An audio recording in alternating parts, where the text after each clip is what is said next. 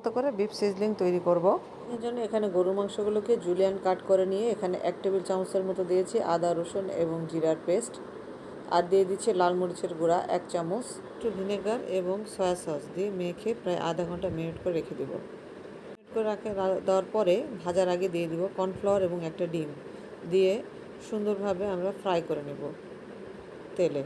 Fry করা হয়ে গেলে উঠিয়ে নেব। এরপরে কড়াইয়ে দিয়ে দিচ্ছি বাটার, দেওয়ার পরে এখন দিয়ে দেবো আদা কুচি এবং রসুন কুচি। রসুন কুচি একটু লাল লাল হয়ে আসলে দিয়ে দিচ্ছি গাজর, পেঁয়াজ ফালি, লাল ক্যাপসিকাম এবং সবুজ ক্যাপসিকাম, আর দিয়ে দিচ্ছি 1 টেবিল চামচের মতো গোলমরিচের গুঁড়া। তো দিয়ে দিচ্ছি টমেটো সস এবং 2 টেবিল চামচের মতো দিয়ে দিচ্ছি সয়া সস। এগুলো একটু সিদ্ধ হয়ে আসলে দিয়ে দেবো ফ্রাই করে রাখা মাংসগুলো। দিচ্ছি 1 টেবিল চামচের মতো হোয়াইট ভিনেগার মতো দিয়ে দিচ্ছি টেস্টিং সল্ট। সব কিছু সুন্দরভাবে নেড়ে নেব।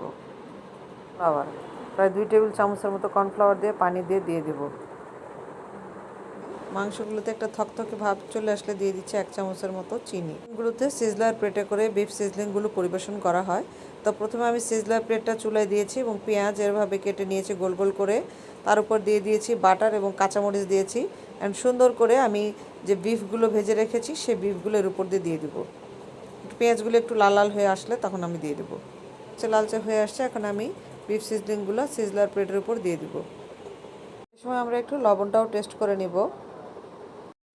সাধারণত রেস্টুরেন্টে খেতে বসলে এভাবে সিজলার প্লেটে করে গরম গরম বিফ সিজলিং চলে আসে এবং খেতে খুবই মজা লাগে। তো এভাবে আমি সিজলার প্লেটের উপরে বিফ সিজলিংগুলো দিয়ে দিচ্ছি। সিজলার প্লেটের উপরে বিফ সিজলিংগুলো 2-3 মিনিট রাখার পরে গরম গরম পরিবেশন করব বিফ সিজলিং। তো দেখতে পাচ্ছেন কিভাবে আমরা বাসায় খুবই সহজেই এই বিফ সিজলিং তৈরি করলাম। আশা করি রেসিপিটা আপনাদের ভালো লাগবে।